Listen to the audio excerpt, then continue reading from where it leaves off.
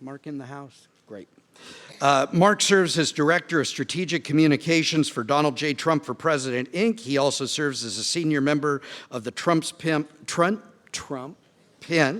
2020 campaign and appears regularly on national and cable news outlets. Mark previously served as a special assistant to the president and press secretary to Vice President Mike Pence during most of the first year of the Trump administration. Prior to joining the administration, he served as press secretary to the vice president during the 2016 presidential campaign and transition. A native Hoosier from Fort Wayne, Indiana, Mark brings experience spanning decades in politics, public service, and media. Before entering public service, Mark spent 13 years as a producer and manager for television stations across the country. He and his wife, of course, live in Washington, D.C. Come on up, Mark.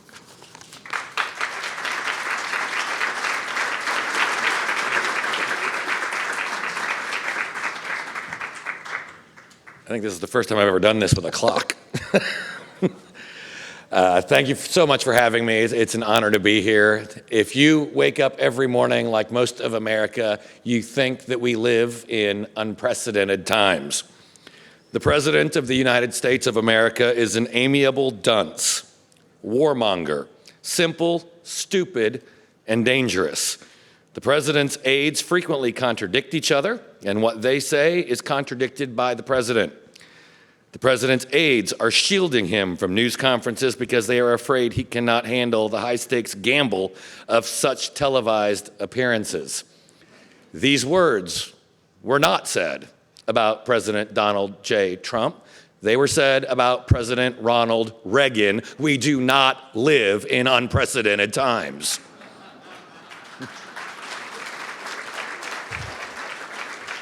Folks, it's hard to wake up these days with all this going on. Every day it's a new witch hunt, it's a new scandal. Every day they wake up thinking they've got him, and every day he proves them to be exactly wrong.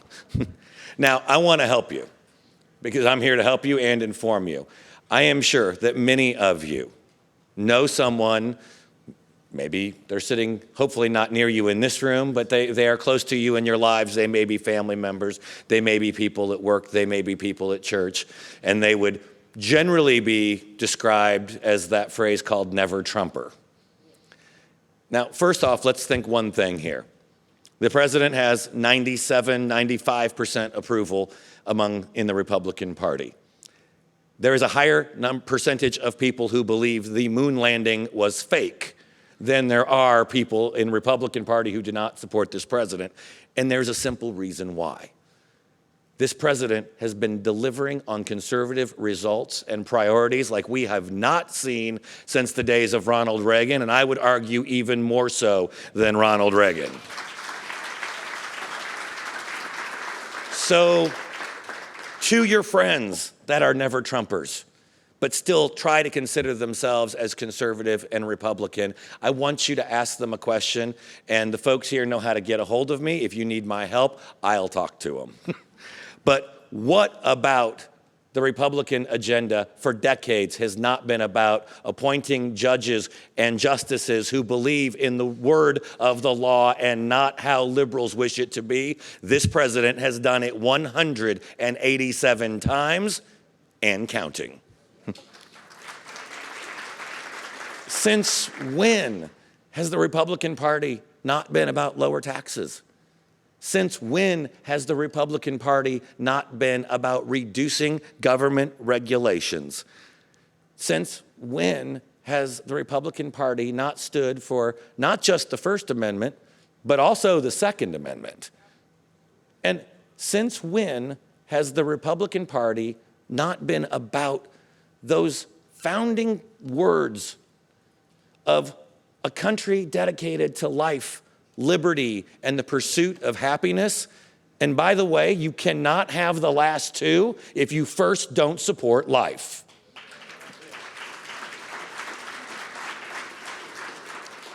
Folks, we're entering an election season with a record of accomplishment like probably no other president has been able to hail.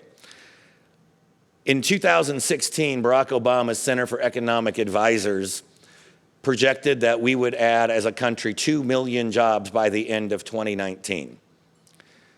Thanks to President Trump, we have added 7 million jobs by the end of 2019, and we're continuing to grow. But even more so, it's not just about record low unemployment rates. Those are great, but it's what people feel and how they feel about this country and this economy. And so let me give you a great example that you can take back. In the 16 years under Presidents George W. Bush and Barack Obama, average paychecks went up about $100 a year.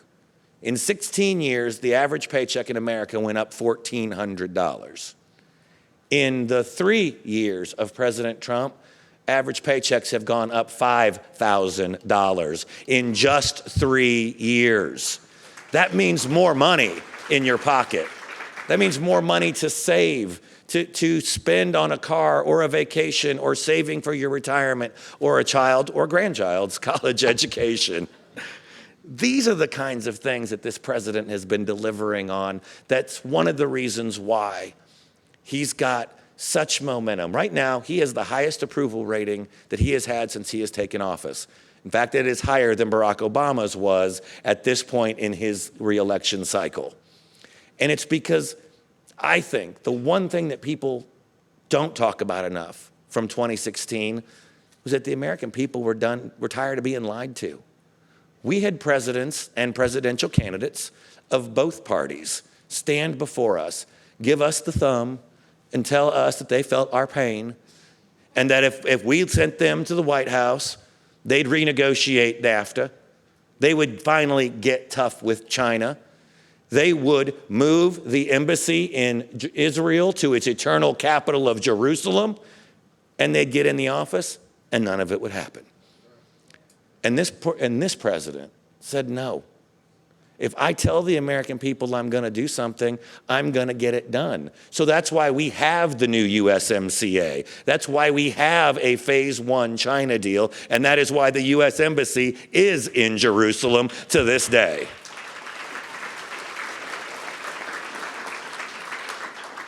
The secret to the president's success is it's not rocket science, although we do love the Space Force, but it's not rocket science. He's doing what he said he was going to do. He's invested and rebuilt our military.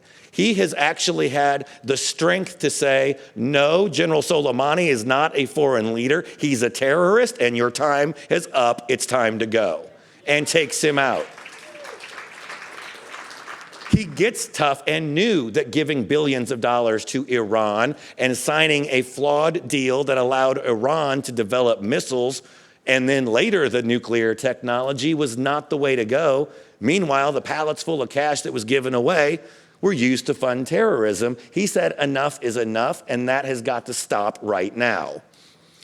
This is a president who just believes in doing what it is, whether it's difficult, whether it's easy, whether it's going to help in his polls or not help in his polls. If it's the right thing to do, he's going to get it done. And I think that's why we see so many people coming up and joining this movement. And I will tell you, he calls it a movement, not a campaign.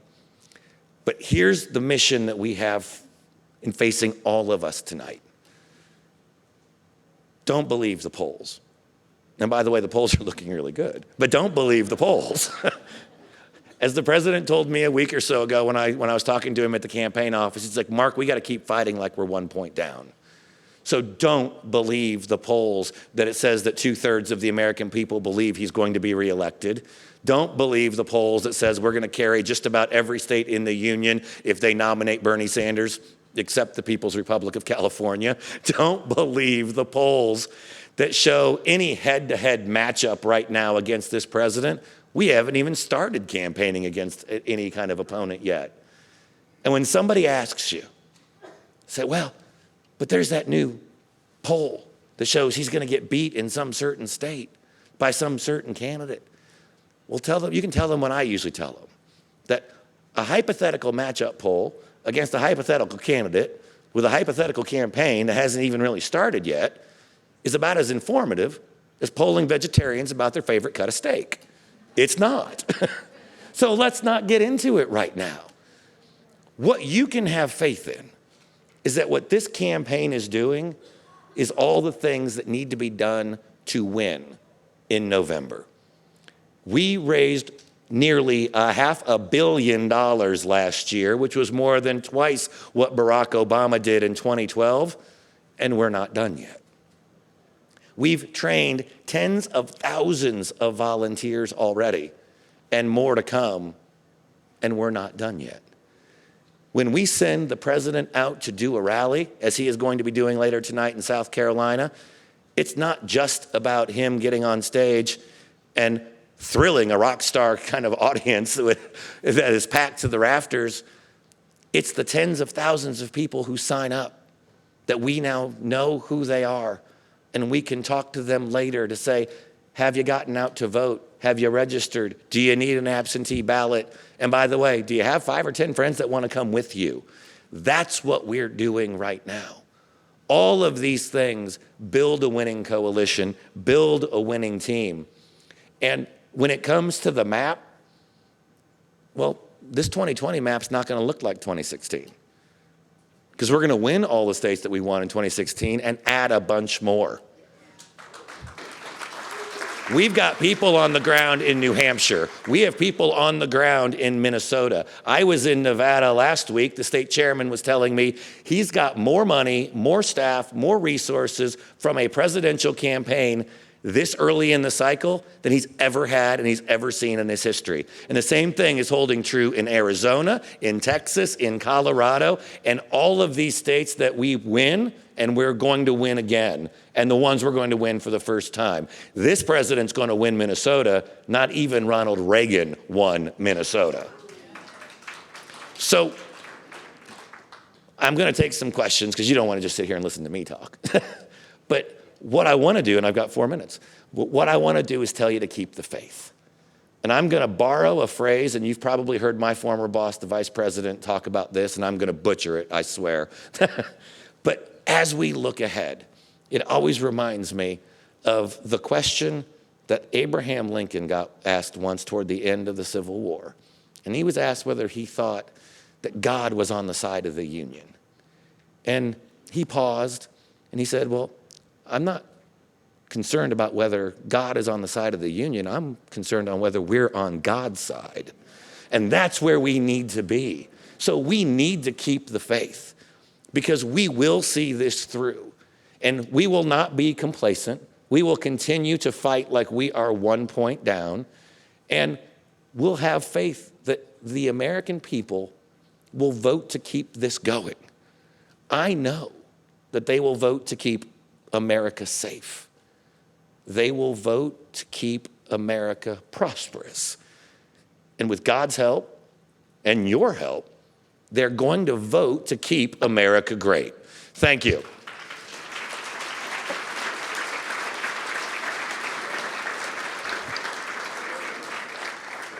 So I promised I would take some questions, and so it's hard to see up here, so I think there's one over there. Quick question. Yes, sir. Can you address the impact on the election of the coronavirus and the current market collapse? So 2 things. One, as we saw the other night, the president has asked the vice president to lead the White House effort on confronting the virus. The one thing I think we need to absolutely remember in all of this is that it's because of the president's strong leadership weeks and weeks ago that he was ridiculed for is why we have only seen 15 cases of the virus in the United States. The president was attacked for saying, we are not going to have flights coming back from China and those highly affected areas. We're going to divert them all into certain airports so we can screen and then quarantine those who might be showing symptoms and who've been exposed. Thankfully, we've only had 15 cases. It's very likely we will have more. But the one thing that we do know is that no one has died in America yet because we have world-class health care. We have labs, we have scientists both through the government and through the private sector who are very close to not only being able to perfect the test to diagnose coronavirus, but also working actively to treat it. And then lastly, when it comes to the stock market, this is what the stock market does.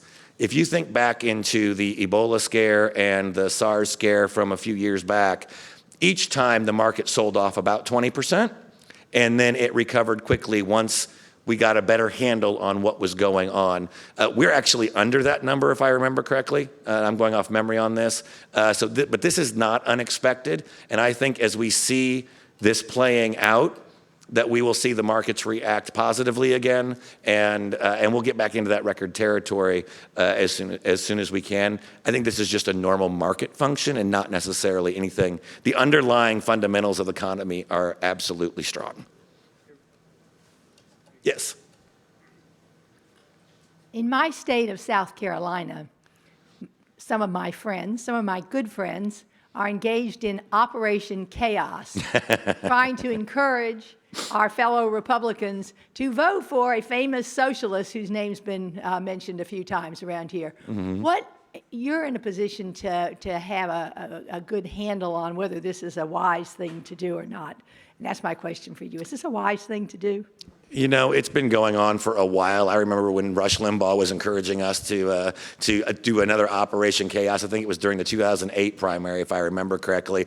I'm not sure what kind of impact it has. Let me say one thing. One, this campaign and the president doesn't really care. It doesn't matter who we run against. The message is still going to be the same, although it does give one pause to think that, and I'm a Republican. I've been calling Democrat policies and Democrat socialists for over 10 years now, but Bernie Sanders actually is one. And in fact, I would actually add to that, he's more of a communist sympathizer as well. I mean, this is a man who took his honeymoon in the Soviet Union in the late 1980s. I got engaged to my wife in the late 1980s, and I don't remember her showing me a single bride magazine with an ad for Honeymoon Moscow in it. I mean, who does that? But it really won't matter who we face. They're not prepared to face this president and with this campaign organization behind him. If people want to have a little fun in South Carolina, I'm sure it won't, maybe it'll affect it. But ultimately, I do believe it looks like right now it will be Bernie Sanders. You never know. We'll know more here in a couple of weeks. But this campaign is prepared for whomever it is that they put against us. Okay, my clock says I'm out, but we'll keep going until somebody yanks me, right? There obviously have been tremendous, tremendous. There you are, sir. Tremendous efforts and successes in getting immigration and the illegal alien under control. How are we doing on the sanctuary state of California? So there was a tremendous ruling in court recently that allows the federal government to enforce its own laws, to say that if you are a sanctuary state or city, you are not eligible to receive certain funding, certain grants. That is a powerful tool now for the federal government to use to push back against these illegal sanctuary city actions. I mean, it's just like, there's no difference legally from California saying we're not enforcing immigration law to say that we're not going to enforce other federal laws. It doesn't work that way, and it's great that we finally got a court to do it, and hopefully California and the other sanctuaries will come to realize that there is a financial pain and a financial loss for you to flout our laws and ignore our own immigration laws. Great. One more. Sir.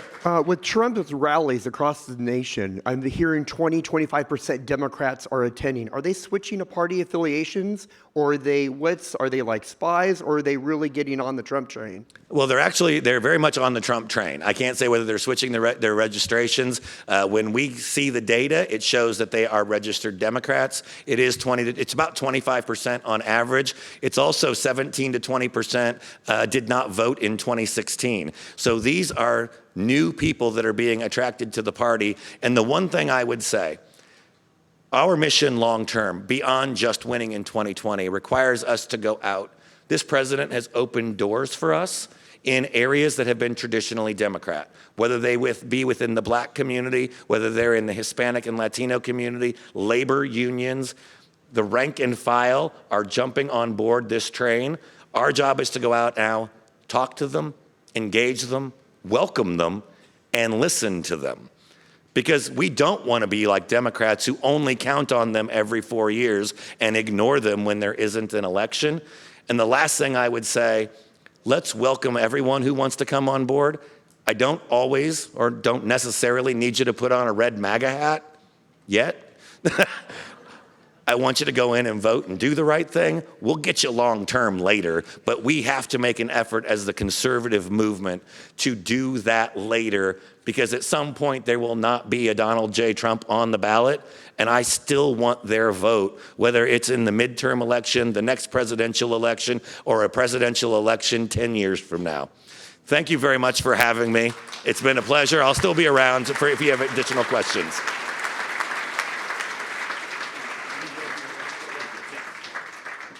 Thank you, Mark, for that ground report, and he promises he will be around for a while, and you've got to kind of divide things because we've got some great things going on still in here, but stick around long enough that at break maybe you can talk to Mark some more.